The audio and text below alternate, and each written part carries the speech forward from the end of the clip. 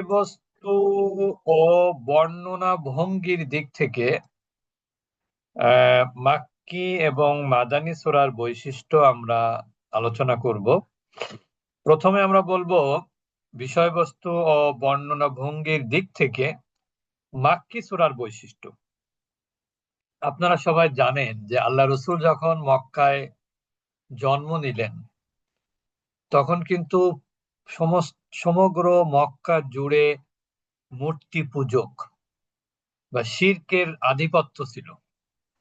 আল্লাহ রসুলকে বিভিন্নভাবে তারা থামানোর চেষ্টা করেছে যে আল্লাহ রসুল কোনোভাবেই যেন তাদের বিপক্ষে কথা না বলে, কারণ আল্লাহ রসুল ছিলেন আল আমিন।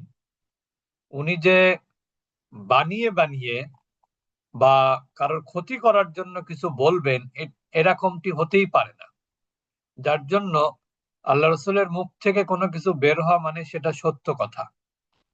তারপরেও পারিবারিক বা বিভিন্ন কারণেই মানুষ আল্লাহ রসুলের কথা শোনেনি, বরং এক পর্যায়ে আল্লাহ রসুলের বিরোধিতা করেছে মক্কাবাসীরা। আর তাকে এক সময় দারুন নদওয়ার বৈঠকে সিদ্ধান্ত নেওয়া হয় যে মোহাম্মদকে যেহেতু কোনোভাবেই ঠেকানো যাচ্ছে না, এক এক আল্লাহর দাওয়াত প্রচারে বাধা দেওয়া যাচ্ছে না, কোনোভাবে ঠেকানো যাচ্ছে না, তাহলে তাকে আমরা কি করব, হত্যা করে ফেলবো। পরবর্তী ঘটনা তো আপনারা জানেন যে তারপর আল্লাহর হুকুমে আল্লাহ রসুল সাল্লাল্লাহু সাল্লাম মক্কা থেকে মদিনায় হিজরত করলেন। এখন যে সমস্ত সূরাতে প্রতিমা পূজা বা শিরকের উপরে তীব্র আক্রমণ আনা হয়েছে বা হানা হয়েছে, সেই সমস্ত সূরা হলো মাক্কি, এবং তাদের অন্তর থেকে, মানে যারা অমুসলিম কাফের, তাদের অন্তর থেকে প্রতিমা পূজা ও শিরকের প্রভাব মূলোৎপাটনের উদ্দেশ্যে বিভিন্ন দিক থেকে তাদের নিকট যখন দলিল উপস্থাপন করা হয়, তখন তারা বিভিন্ন উপমা ও দৃষ্টান্তের মাধ্যমে আল্লাহ তাআলা এগুলো যে অসার, এই যে কাফের মুশরিকরা যে কথা বলছে এগুলো যে ভুল কথা, এটা যে অসার, এটা আল্লাহ তাআলা কোরআনের মধ্যে কিন্তু ঘোষণা দিয়েছেন।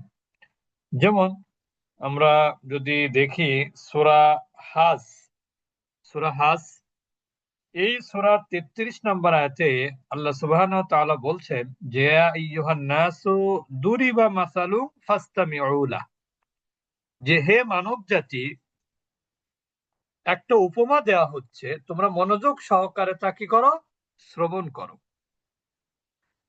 তোমরা আল্লাহর পরিবর্তে যাদেরকে ডাকো তারা তো কখনোই একটা মাছও সৃষ্টি করতে পারবে না, আল্লাহ তাআলা বলছেন।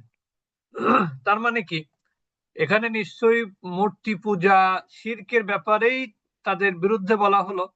তার মানে এটা কি মাক্কি সূরা, ঠিক না? একইভাবে মাক্কি সূরায় আল্লাহ তাআলা অবিশ্বাসীদের দেহে সত্যের পক্ষে যে সব সাক্ষী বিদ্যমান ছিল এগুলো আল্লাহ তাআলা কিন্তু তাদেরকে বুঝিয়েছেন যে তার শরীরের মধ্যেই সবকিছু নমুনা ছিল যে আল্লাহ তার স্রষ্টা, এবং আল্লাহ সুবহানাহু ওয়া তাআলা যে তাদের বিচার ফয়সালা করবেন পরকালীন জীবনে, এটাও আল্লাহ তাআলা কোরআনের বিভিন্ন মাক্কি সূরার বিভিন্ন জায়গাতে আলোচনায় নিয়ে এসেছেন।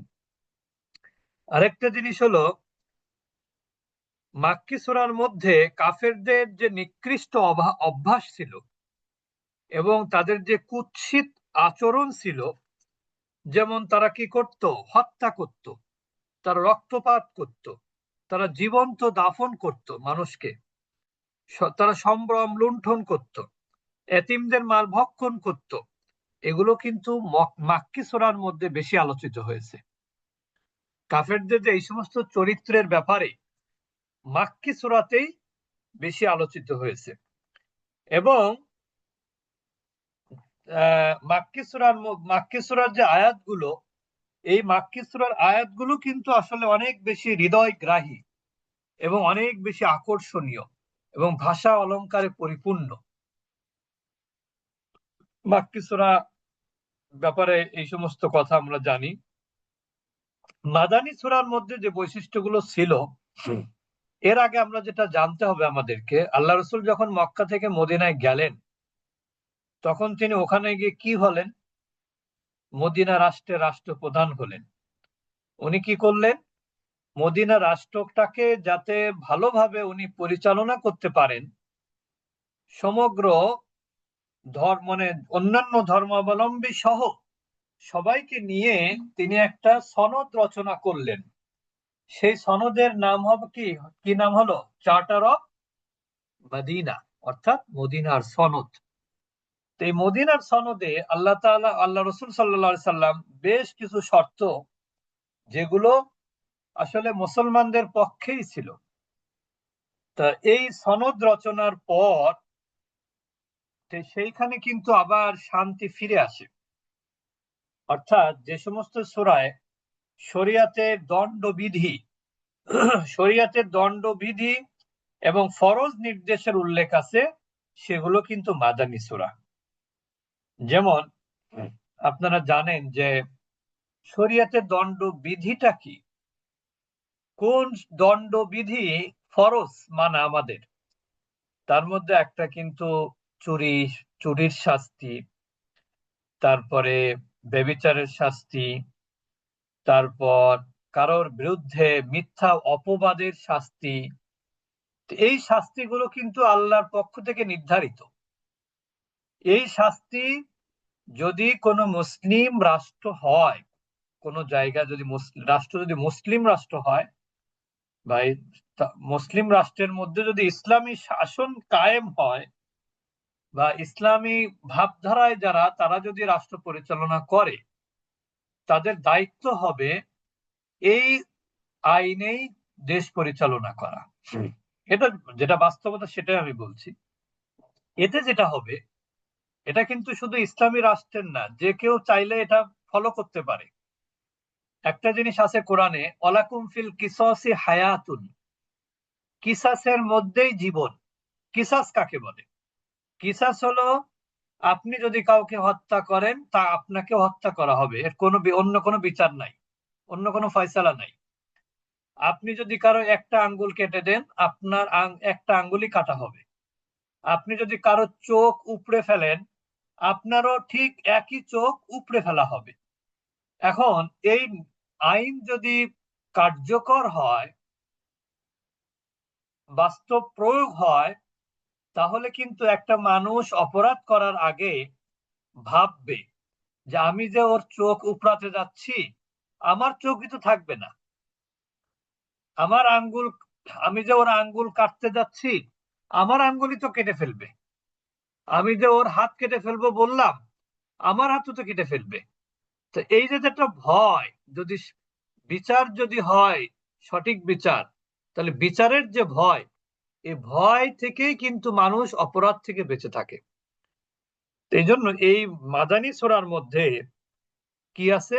শরিয়াতের দণ্ডবিধি, এই বিধানগুলো মাদানী সূরার মধ্যে আছে। এই মাদানী সূরার মধ্যে জিহাদ বা জিহাদের আহকাম, এগুলো বর্ণিত হয়েছে। জিহাদ তো বোঝেন, ইসলামকে সমুন্নত করার জন্য অমুসলিমদের থেকে ইসলামকে কি করতে হয়? রক্ষা করা। এই উদ্দেশ্যে যদি আপনাকে যুদ্ধ করতে হয়, তাহলে আপনি হয়ে গেলেন মার্দে মুজাহিদ। এই মাদানী সূরার মধ্যে মুনাফিকদের কথা উল্লেখ আছে। তবে কোন কোন আলিমের মতে সূরা আনকাবুত, এই সূরাটা মুনাফিকদের কথা উল্লেখ না থাকলেও এখানে কিছু নীতিমালা, এটা নীতিমালার বহির্ভূত একটি মানে সূরা। এটা মানে যে বৈশিষ্ট্যের মধ্যে থাকলে এই সূরার মাক্কি বৈশিষ্ট্য থাকলে মাক্কি হবে, মদিনা বৈশিষ্ট্য থাকলে মাদানী হবে, এটা একটু ব্যতিক্রম। কেউ কেউ বলেছে সূরা আনকাবুতটা মাক্কি, তবে বিশুদ্ধ মতে এই সূরাটা মাক্কি, তবে এর প্রারম্ভিক আয়াত কিন্তু মাদানী। মানে প্রথম দিকের যে আয়াত, এগুলো মাদানী। এবং এই সূরার মধ্যে আমরা যেটা বললাম যে মাদানী সূরাতে মুনাফিকদের সম্পর্কে আলোচনা আছে, এই সূরার মধ্যেও কিন্তু মুনাফিকদের সম্পর্কে আলোচনা আছে। তারপরেও এটা মাক্কি। তার কারণ হলো সূরার প্রথম দিককার কিছু আয়াত হলো মাদানী, কিন্তু ফুল বাকি যে অংশ সূরার সেগুলো হচ্ছে মাক্কি বৈশিষ্ট্য তার মধ্যে রয়েছে, যার জন্য এখানে মাক্কিটাই বেশি প্রাধান্য পেয়েছে, যার জন্য এটাকে সূরা আনকাবুতকে অধিকাংশ ওলামা ইকরামরা বলেছেন এটা মাদানী সূরা না, বরং এটা মাক্কি সূরা। এরপর যে সমস্ত সূরায় আহলে কিতাব, আহলে কিতাবদের যে মুজাদালা, আমরা মুজাদালা শব্দ বলতে বুঝি হলো ঝগড়াঝাটি, পরস্পর ঝগড়াঝাটি। এটা ভার্বের আপনার 3 নম্বর ফর্ম, মুফা আলা, বাবে মুফা আলা। এর অর্থ হলো পরস্পর ঝগড়াঝাটি করা। অর্থাৎ যে সূরার মধ্যে আহলে কিতাবদের সাথে পরস্পরের মুজাদালা আছে সেটা হচ্ছে মাক্কি সূরা। এটা গেল আপনার বিষয়বস্তুর উপর ভিত্তি করে মাক্কি মাদানী সূরার যে বৈশিষ্ট্য, বা আমরা কিভাবে যেভাবে চিনবো আর কি। এরপর বর্ণনা ভঙ্গি, এই দৃষ্টিকোণ থেকে মাক্কি মাদানী সূরার কিছু বৈশিষ্ট্য রয়েছে, বিশেষ করে মাদানী সূরার কিছু বৈশিষ্ট্য রয়েছে।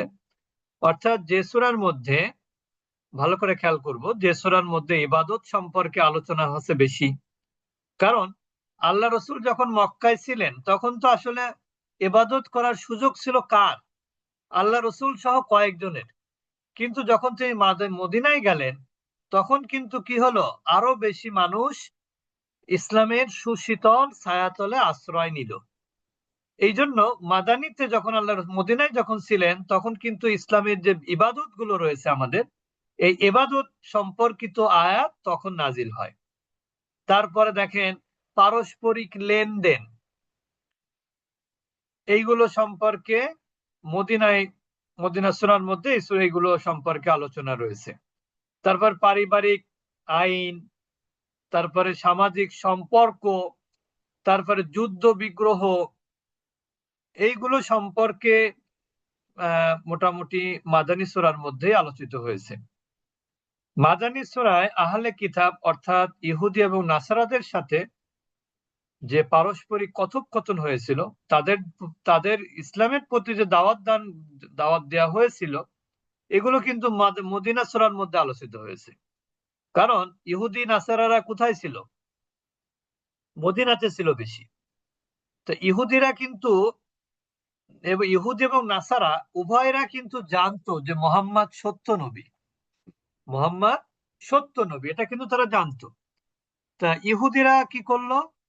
ইহুদিরা মোহাম্মদের সাথে বিরোধিতার একটাই কারণ ছিল বিশেষভাবে, সেটা হলো তারা মনে করেছিল যে মোহাম্মদ তাদের বংশ থেকেই আসবে। এই জন্য তারা বারবার আল্লাহর কাছে দোয়া করত। তারা কিন্তু আহলে কিতাব, আহলে কিতাব তো মানে তো বোঝেন যে যাদের নবীদের অনুসারী যারা, অর্থাৎ যাদের উপর কিতাব নাজিল হয়েছে, যে সমস্ত নবীদের উপর কিতাব নাজিল হয়েছে তার অনুসারীরা, বিশেষভাবে এখানে উল্লেখযোগ্য হলো ইহুদি এবং নাসারা, মুসা আলাহিসাল্লাম এবং ঈসা আলাহিসাল্লামের যারা অনুসারী তাদের। তবে এখানে একটা জিনিস বলার বিষয়, আমরা কিন্তু মুসা আলাহিসাল্লাম সহ সকল নবী রসুলকে আমরা স্বীকার করি, কিন্তু আল্লাহর হুকুম কি ছিল? মুহাম্মাদের আগমনের ফলে পেছনের সকল বিধিবিধান কি হয়ে যাবে? বাজেয়াপ্ত হয়ে যাবে, অর্থাৎ ওই বিধিবিধানের আর কোনো চলবে না। কিন্তু ইহুদিরা যেটা করলো, নাসারারা যেটা করলো, তারা এই বিধিবিধানের উপরেই তারা অবিচল থাকলো, মুহাম্মাদের বিধিবিধান তারা মানবে না। তার কারণ কি?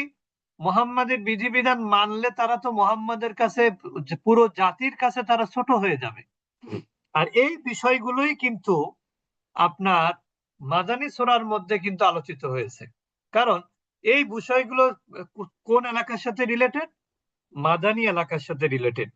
কারণ আল্লাহ রসুল যখন মদিনায় যান, প্রথম দিকে ইহুদিরা নাসারারা, ইহুদিরা বিশেষ করে তারা মোহাম্মদকে অনেক বেশি, তারা ওখানে আমন্ত্রণ জানিয়েছিল মোহাম্মদ যেন এদিকে আসে, মক্কা থেকে মদিনায় যেন আসে। কিন্তু যখনই মদিনার সনদ রচনা হলো তখন কিন্তু তারা বুঝতে পারলো যে আমাদের চিন্তাধারা এখানে কি হবে না, বাস্তবায়ন হবে না, বরং আমাদের সবসময় মোহাম্মদের মানে মুহাম্মাদের অধীনস্থ হয়ে থাকতে হবে, এই জন্য তারা মুহাম্মাদের বিরোধিতা করলো। আর এই সমস্ত বিষয় কিন্তু মাদানী সূরার মধ্যেই বেশি আলোচিত হয়েছে। এরপর মাদানী সূরায় মুনাফিকদের চরিত্র বর্ণনা করা হয়েছে, যে মুনাফিকদের চরিত্র কেমন, তারা গোপনে ষড়যন্ত্র করে, আর তারা কি করে, মুহাম্মাদের কাছ থেকে তথ্যগুলো নিয়ে ফাঁস করে দেয়। আপনারা জানেন যে ইহুদিরা কি করতে জানেন, মুহাম্মাদের পেছনেই তারা নামাজে দাঁড়াতো, তারা কিন্তু নামাজ পড়তো, মুহাম্মাদের পেছনে পড়তো, মুহাম্মাদের যেখানে মুহাম্মদ থাকতেন সেখানে তারা থাকতো। তাদের উদ্দেশ্য ছিল একটাই, যে মুহাম্মাদের তথ্যগুলো কি করতে হবে, পাচার করতে হবে, এটাই তাদের উদ্দেশ্য ছিল। তার মানে তারা ছিল আসলে আর সত্যটাকে গোপনকারী। মুনাফিক অর্থ কি, সত্যকে গোপনকারী। এটা ছিল মাদানী সূরার একটা বৈশিষ্ট্য। আর আরেকটা বিষয় হলো, মাদানী আয়াত ছিল মক্কার থেকে বেশি বড়, দীর্ঘ। তবে শরিয়াতের যে আহকাম এবং বিধিবিধানের উদ্দেশ্য, এর যৌক্তিকতা, এগুলো সব ম্যাক্সিমাম মাদানী সূরার মধ্যেই কি হয়েছে, আলোচিত হয়েছে। এখন প্রশ্ন হলো, আমরা যে মাক্কি মাদানী সূরার বৈশিষ্ট্য জানলাম, এটার দ্বারা কি হবে? এই যে আমি কথাগুলো বললাম, পেছনের যে গল্পগুলো বললাম, এগুলো বললে কি হয়, এগুলো বললে তাফসীর ভালো করে বোঝা যায়, এবং এই জ্ঞানের মাধ্যমে স্থান কাল পাত্র ভেদে ইসলামের যে দাওয়াতি পদ্ধতি, এটা জানা যায়। মহানবী সাল্লাল্লাহু আলাইহি সাল্লামের জীবন চরিত জানা যায়, যদি মাক্কি মাদানী সূরা সম্পর্কে আপনি আইডিয়া রাখেন। সাহাবী এবং তাবিঈগণের বর্ণনা এবং গবেষকগণের ইজতিহাদের মাধ্যমে কিন্তু আমরা মাক্কি মাদানী সূরা নির্ধারণ করে থাকি। মাক্কি মাদানী কিন্তু আল্লাহ রাসূল নির্ধারণ করে যাননি, গত ক্লাসে আমি বলেছি। মক্কা এবং তার আশপাশে যা নাজিল হয়েছে আমরা বলেছিলাম তাই মাক্কি, মাদানী এবং তার আশপাশে যা নাজিল হয়েছে তাই মাদানী। মাক্কি সূরায় প্রতিমা পূজা, শিরকের অপকারিতা এবং আল্লাহর একত্ববাদ, রিসালাত এবং আখিরাত সম্পর্কে বেশি আলোচিত হয়েছে মাক্কি সূরাতে। আর মাদানী সূরার মধ্যে ইসলামী শরিয়তের যে দণ্ডবিধি এবং জিহাদের যে ফজিলত, জিহাদের যে অনুমতি, মুনাফিকদের যে বৈশিষ্ট্য, মুনাফিক সম্পর্কে আলোচনা, আহলে কিতাবদের সাথে মুহাম্মদ সাল্লাল্লাহু আলাইহি সাল্লামের যে সম্পর্ক কেমন ছিল, তারা যে মুহাম্মাদের সাথে শত্রুতা করেছে, এই সব বিষয় কিন্তু কোথায় আলোচিত হয়েছে, মাদানী সূরার মধ্যে কিন্তু এইসব বিষয় আলোচিত হয়েছে। এই জন্য আপনি যখন মাক্কি এবং মাদানী সূরা সম্পর্কে জানতে পারবেন, বৈশিষ্ট্য সম্পর্কে জানতে পারবেন, তখন আপনার জন্য সুবিধা হবে কোরআনের তাফসীর বোঝা। আর এইগুলো যদি না জানতে পারেন, তাহলে কিন্তু কোরআনের তাফসীর বুঝতে একটু অসুবিধা হবে। আমরা এখন চলে যাব, যেহেতু আমাদের হাতে সময় আছে, আমাদের তো 8:15 মনে হয় এই ক্লাস, না তাজবিদ ক্লাস।